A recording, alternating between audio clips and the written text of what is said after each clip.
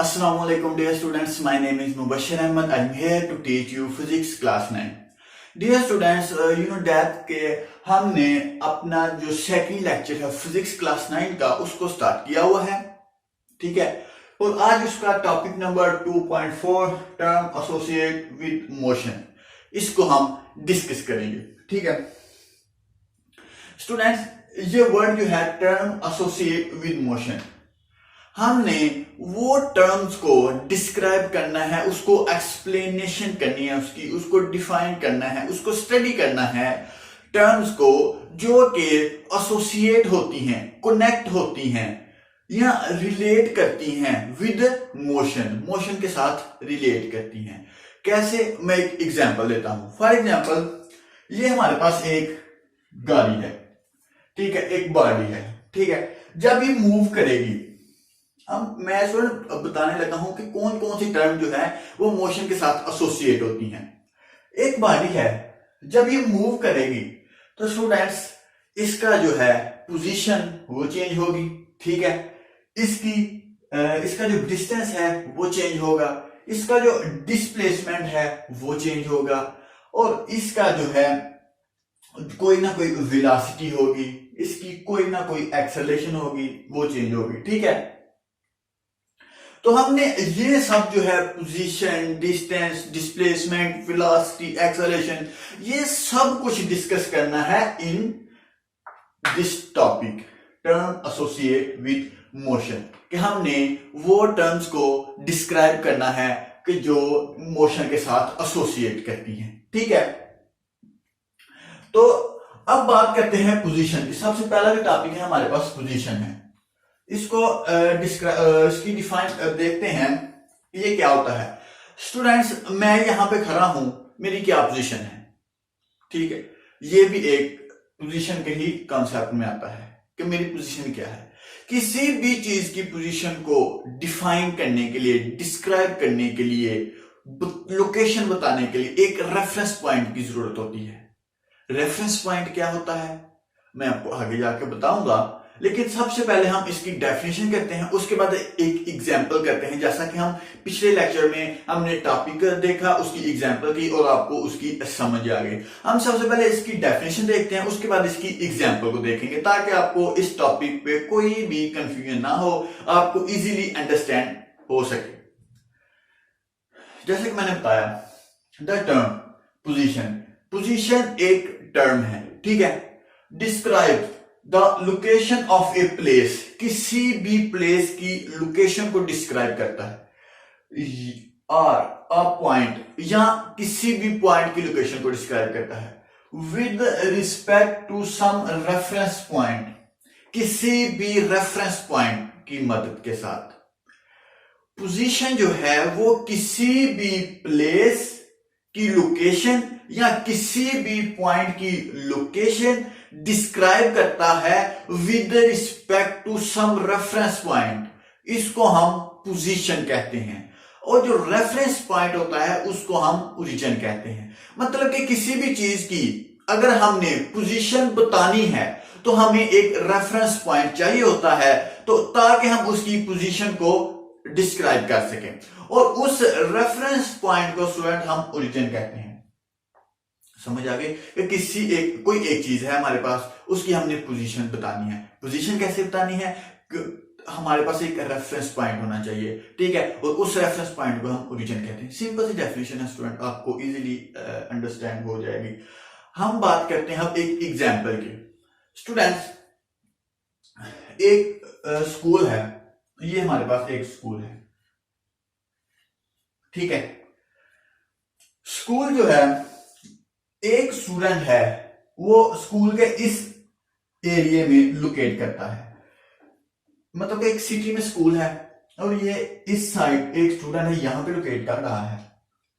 तो अगर आपसे पूछूं मैं कि इस स्टूडेंट से अगर हम पूछें कि इसकी स्कूल की जो पोजीशन है वो किस तरफ है, डायरेक्शन है किस तरफ है, वो हमें बताएगा कि मेरे स्कूल की जो डायरेक्शन है वो इस तरफ है, ठीक है। मतलब कि वो इंडिकेट करेगा, पॉइंटर देगा हमें कि इस तरफ मेरे स्कूल की डायरेक्शन है।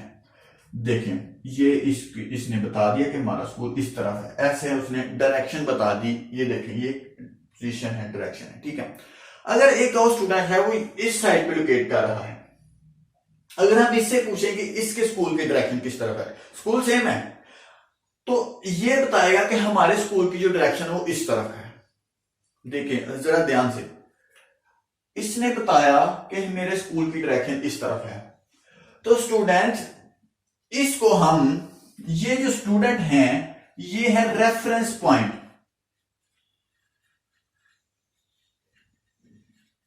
ये है ओरिजिन। ओरिजिन चेंज करने से स्टूडेंट ये जो डायरेक्शन है आपको दिखाई दे रही है ये बिल्कुल चेंज हो गई है, ऑपोजिट हो गई है। पहले जो रेफरेंस पॉइंट था, पहले जो ओरिजिन थी इस स्कूल को डिस्क्राइब करने के लिए, इस स्कूल की पोजीशन को डिस्क्राइब करने के लिए, वो यहां पे थी। यहां पे उसने बताया कि हमारी जो डायरेक्शन है वो इस तरफ है, और हमने इस ओरिजिन को देखा और उसके बाद हमने ओरिजिन चेंज करके देखा कि यहां पे जो रेफरेंस पॉइंट है इसका जो स्कूल है वो किस तरफ है, यहां पे उसका स्कूल किस तरफ है, उसने बताया इस तरफ है। तो हमने रेफरेंस पॉइंट को तब्दील किया, तो हमने देखा कि जो डायरेक्शन है स्टूडेंट वो बिल्कुल चेंज हो गई है, ठीक है। तो रेफरेंस पॉइंट किसी भी लोकेशन को डिस्क्राइब करने के लिए बहुत इंपॉर्टेंट है, बहुत इंपॉर्टेंस रखता है। सो इसीलिए इसकी डेफिनेशन है the term position describe the location of a place या point with respect to some reference point are called origin. ताकि किसी भी पोजीशन, सिंपल एग्जांपल है, सिंपल डेफिनेशन है कि किसी भी चीज की पोजीशन को डिस्क्राइब करने के लिए हमें एक रेफरेंस पॉइंट चाहिए होता है, और उस रेफरेंस पॉइंट को हम ओरिजिन कहते हैं, ठीक है। बस यही एक छोटी सी डेफिनेशन आपको याद रखनी है। और एक ये एग्जांपल है, ये एग्जांपल बुक पे भी है ताकि आपको इजीली कांसेप्ट हो जाए पोजीशन का कि किस तरह रेफरेंस पॉइंट है वो इंपॉर्टेंट है। अब ये हमारा टॉपिक है distance and displacement. Distance, length of, सबसे पहले इसकी डेफिनेशन करते हैं। Length of a path between two point is called distance between two points. ये और ये एक पाथ है, ये पॉइंट है, इनके दरमियान जो लेंथ है, मतलब कि यहां से लेकर यहां तक जो लेंथ है स्टूडेंट, इसको हम डिस्टेंस कहेंगे इन दोनों के दरमियान, ये डिस्टेंस है, ठीक है। और जो डिस्प्लेसमेंट है, it is a shortest distance between two point which has magnitude and direction. और जो डिस्प्लेसमेंट है ये शॉर्टेस्ट डिस्टेंस है किसी भी दो पॉइंट का, ठीक है। एंड इसमें मैग्नीट्यूड भी होता है और डायरेक्शन भी होती है। इसकी एग्जांपल जो बुक पे दी गई है उसी को हम इन डिटेल डिस्कस करेंगे ताकि आपको डिस्टेंस और डिस्प्लेसमेंट में फर्क नजर आ जाए।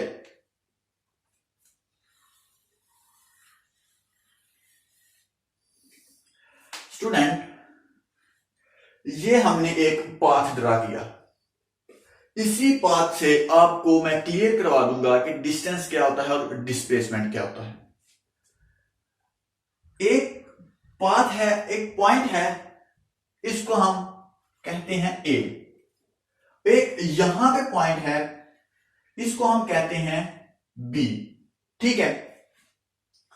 तो हमने ए से बी तक जाना है, ठीक है। इन दोनों, यहां से लेकर यहां तक जाना है, चलें जाते हैं।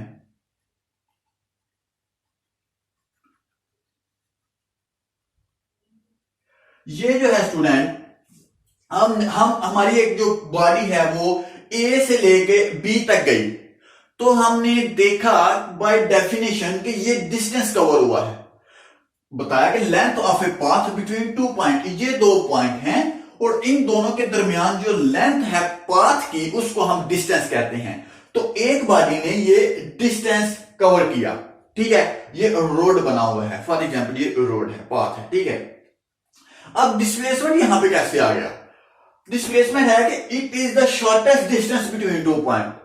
इन दोनों के दरमियान जो है, जो शॉर्टेस्ट डिस्टेंस है उसको हम कहते हैं, ये हमारा डिस्प्लेसमेंट है। शॉर्टेस्ट डिस्टेंस कैसे? अगर एक बॉडी यहां से सीधा इस पॉइंट पे आ जाती है, इस पॉइंट पे आ जाती है, तो हम कहेंगे कि उस बॉडी ने डिस्प्लेसमेंट कवर किया है, क्योंकि by definition it is the shortest distance.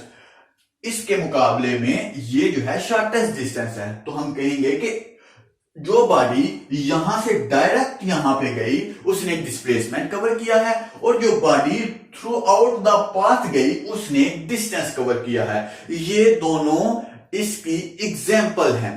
आपको उम्मीद करता हूं कि आपको समझ आ गई होगी कि मैं क्या बता रहा हूं, कि जो डिस्टेंस है वो किसी भी दो पॉइंट के दरमियान जो लेंथ होती है उसको कहते हैं, और जो डिस्प्लेसमेंट है उन दोनों पाथ के दरमियान जो लेंथ होती है उसका जो शॉर्टेस्ट डिस्टेंस होता है उसको हम डिस्प्लेसमेंट कहते हैं। कि ये देखें, और डिस्प्लेसमेंट की डेफिनेशन में है कि which has magnitude and direction. इसकी मैग्नीट्यूड भी होगी डिस्प्लेसमेंट की, और डायरेक्शन भी होगी। मैग्नीट्यूड क्या है? Length of path. इसकी लेंथ क्या है? 2 मीटर, फॉर एग्जाम्पल 2 मीटर कह लें।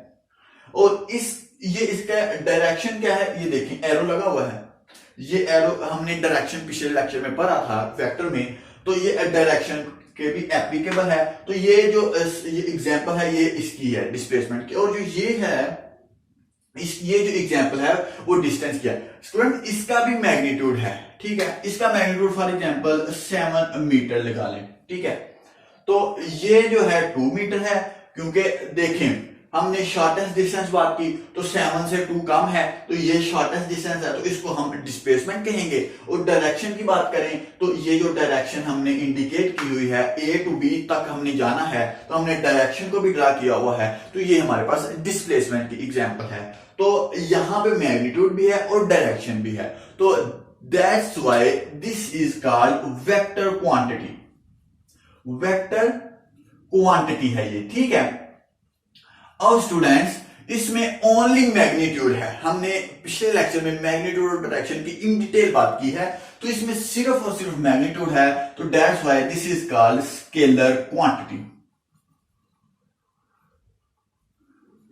उम्मीद करता हूं कि आपको इसकी समझ आ गई होगी।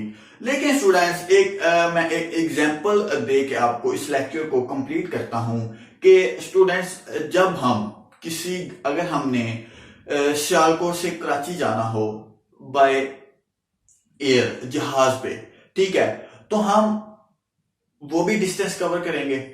लेकिन अगर हम गाड़ी पे जाएं थ्रू आउट रोड, ठीक है, बाय रोड जाएं, तो वो भी एक हम पहुंच तो जाएंगे, ठीक है। अब जो गाड़ी पे जाएंगे स्टूडेंट उसमें कोई शॉर्टेस्ट डिस्टेंस नहीं होगा, वो तो हम थ्रू आउट द पाथ जाएंगे, कोई शॉर्टेस्ट डिस्टेंस नहीं होगा। अगर हम एरोप्लेन पे जाएं, जहाज पे जाएं, तो वो जो है वो शॉर्टेस्ट डिस्टेंस होगा।